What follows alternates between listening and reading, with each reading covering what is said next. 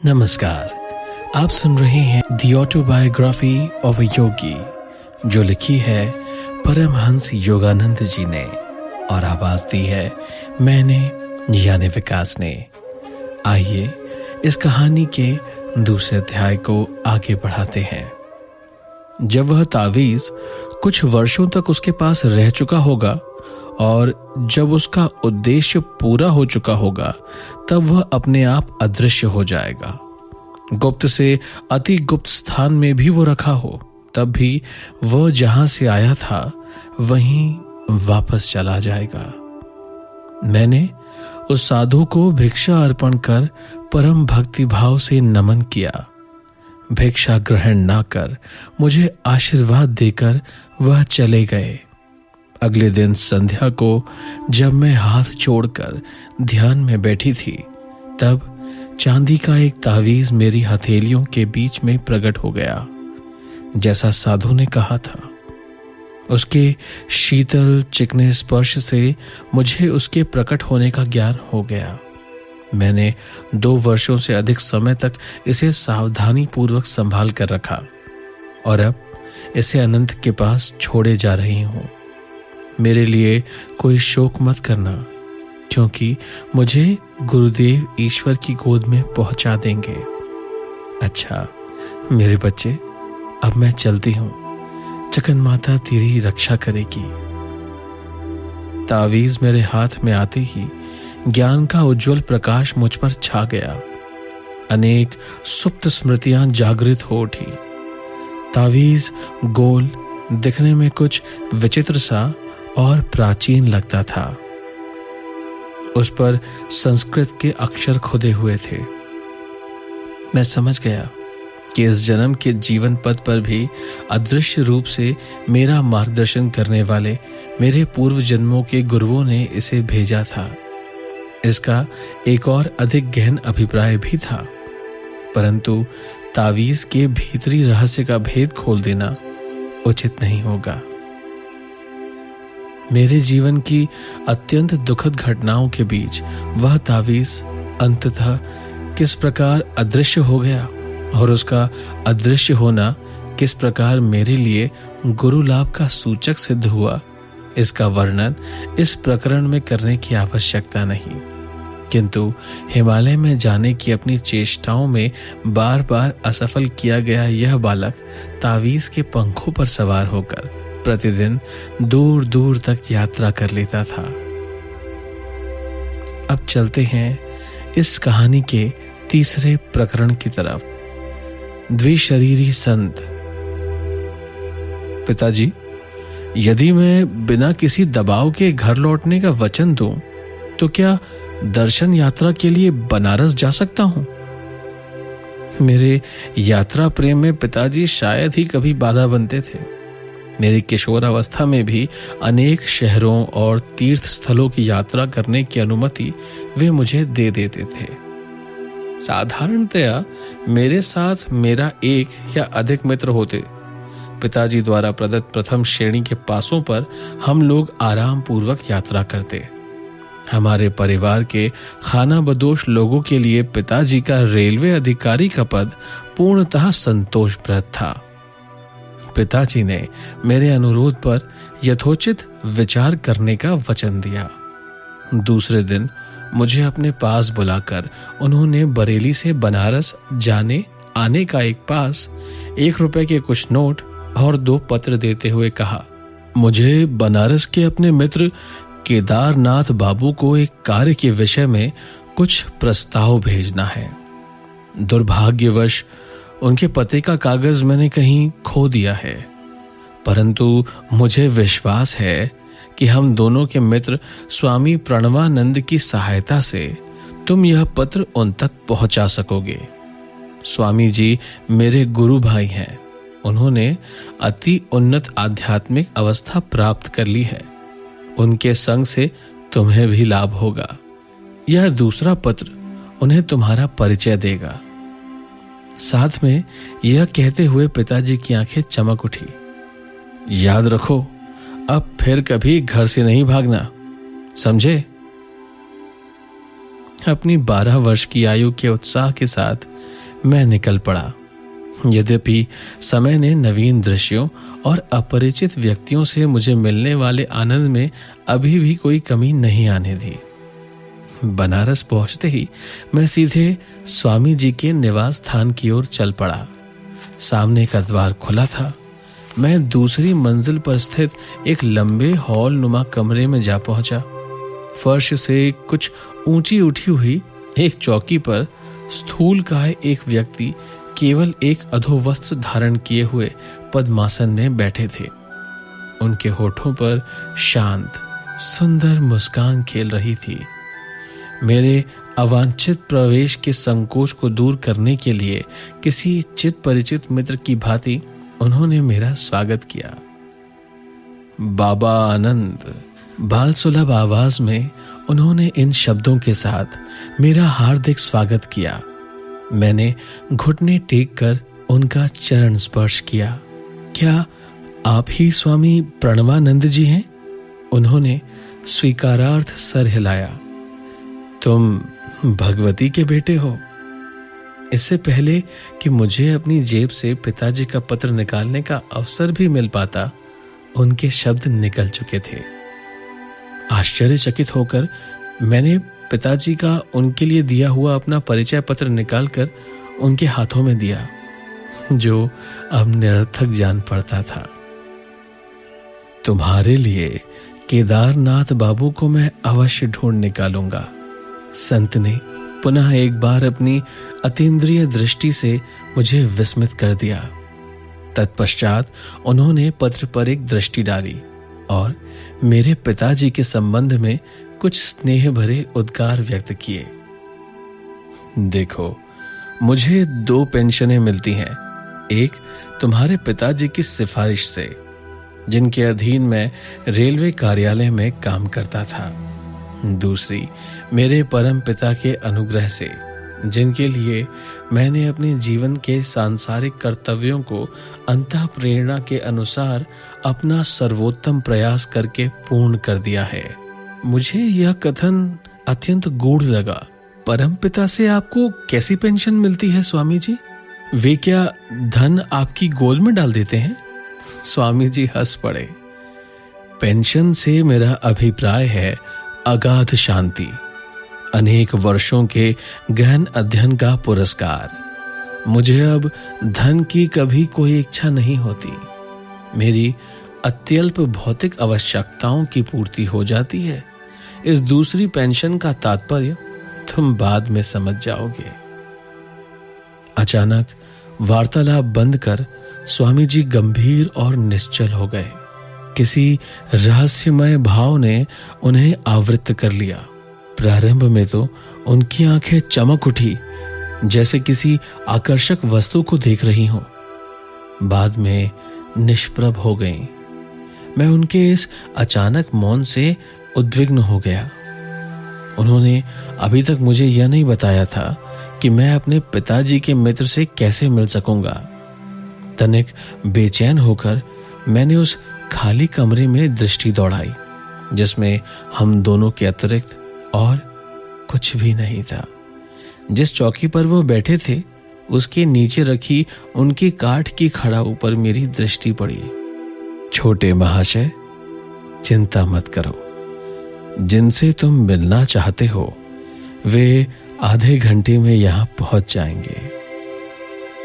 योगीवर मेरे मन को पढ़ रहे थे।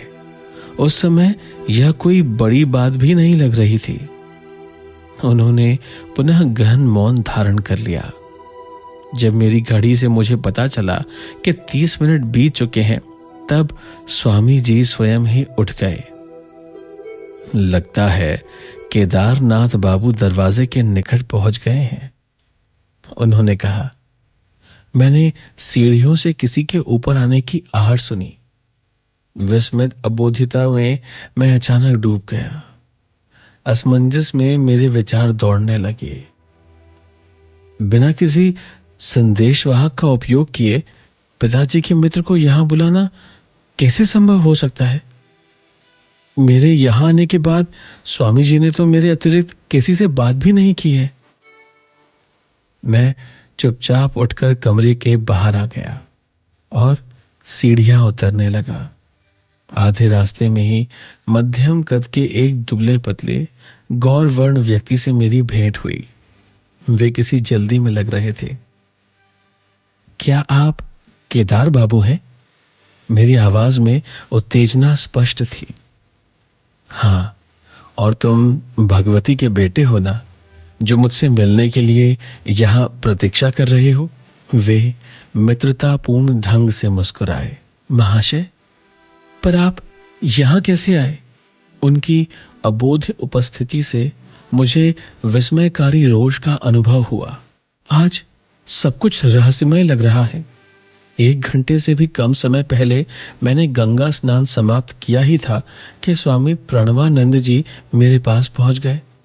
मैं सोच भी नहीं सकता कि उन्हें कैसे पता चला कि मैं उस समय वहां था। भगवती का बेटा मेरे घर में तुम्हारी प्रतीक्षा कर रहा है, उन्होंने कहा। क्या तुम मेरे साथ चलोगे? मैं खुशी से तैयार हुआ। हम लोग हाथ में हाथ डालकर चलने लगे, किंतु खड़ाऊ पहनने के बावजूद भी स्वामी जी आश्चर्यजनक ढंग से मुझे पीछे छोड़कर आगे निकल गए।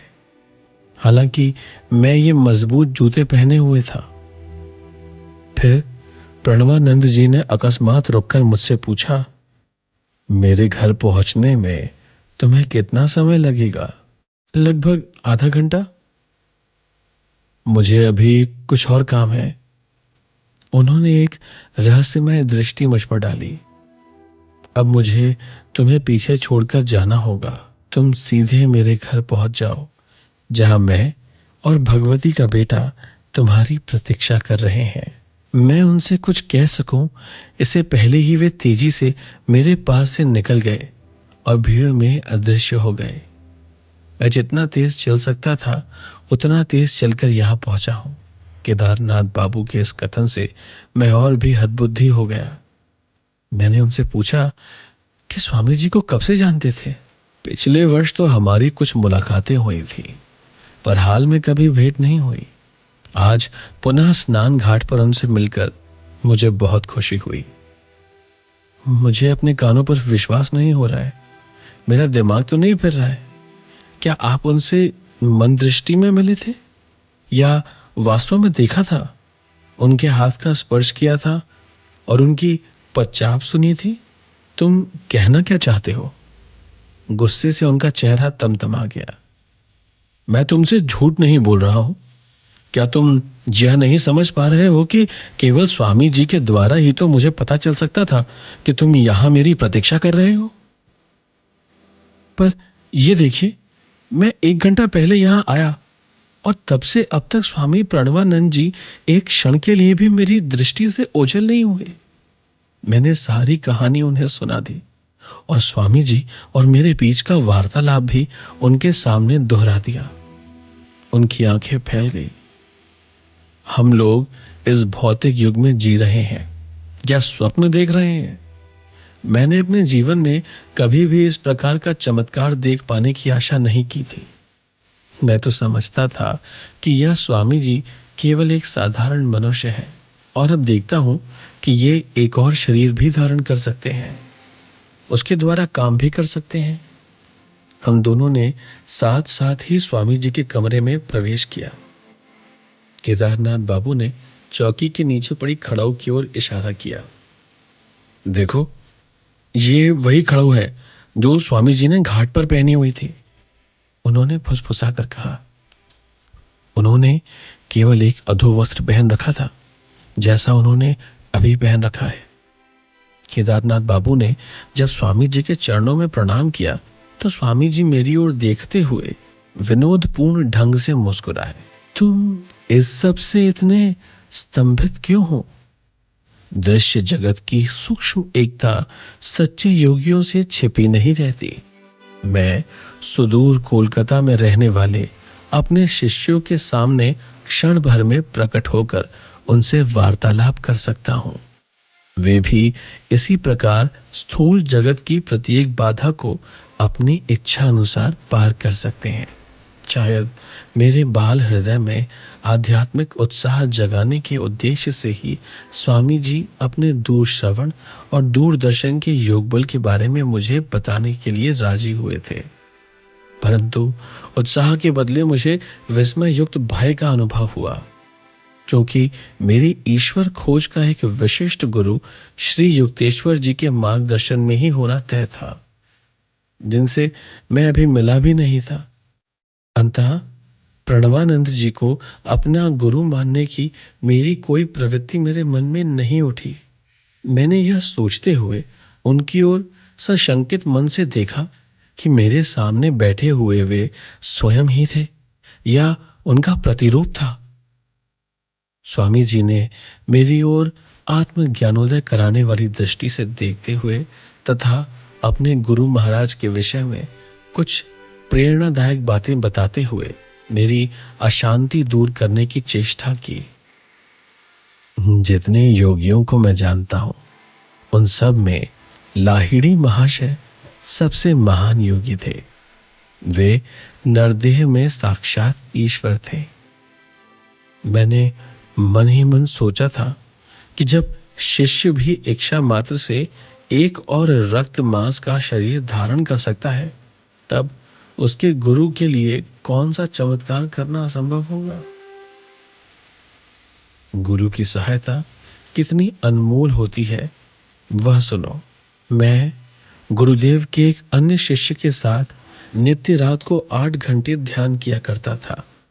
दिन में हम दोनों रेलवे कार्यालय में काम करते थे। क्लर्क के कार्य निर्वाह में कठिनाई होते देख पूरा समय इस चिंतन में लगाने की मेरी इच्छा हुई। 8 वर्ष तक आधी रात में मैं ध्यान ही बिताता था। इस साधना के अद्भुत परिणाम मुझे प्राप्त होते थे। गहरी आध्यात्मिक अनुभूतियों से मन में ज्ञान का प्रकाश फैलता था, परंतु उस अनंत परमत्व और मेरे बीच सदैव एक झीना पर्दा बना रहता। अति मानव एकाग्रता और निष्ठा के साथ प्रयास करते रहने पर भी मैंने पाया कि परम निर्विघ्न एकात्मता से मैं वंचित हूं। एक दिन सायंकाल में लाहिड़ी महाशय की सेवा में उपस्थित हुआ और मध्यस्थता के लिए मैंने उनसे प्रार्थना की। हठपूर्वक सारी रात मैं उनसे आग्रह करता रहा, करुणा सागर गुरुदेव, मेरी आत्मा इतनी तड़प रही है कि मैं उस प्राण प्रिय परम प्रेमी के प्रत्यक्ष दर्शन बिना अब और जीवित नहीं रह सकता। तो मैं क्या कर सकता हूं? तुम्हें अधिक गहराई से ध्यान करना पड़ेगा। मैं आपसे प्रार्थना करता हूं, हे प्रभु, मेरे स्वामी, मैं आपको अपने समक्ष इस भौतिक शरीर में प्रकट देख रहा हूं। मुझे आशीर्वाद दीजिए कि आपके अनंत स्वरूप में मैं आपके दर्शन कर सकूं। लाहिड़ी महाशय ने आशीर्वाद मुद्रा में हाथ उठाते हुए कहा, तुम अब जाकर ध्यान करो। मैंने तुम्हारे लिए ब्रह्मा से प्रार्थना कर दी है। अभी के लिए इस कथा को यहीं विराम देते हैं।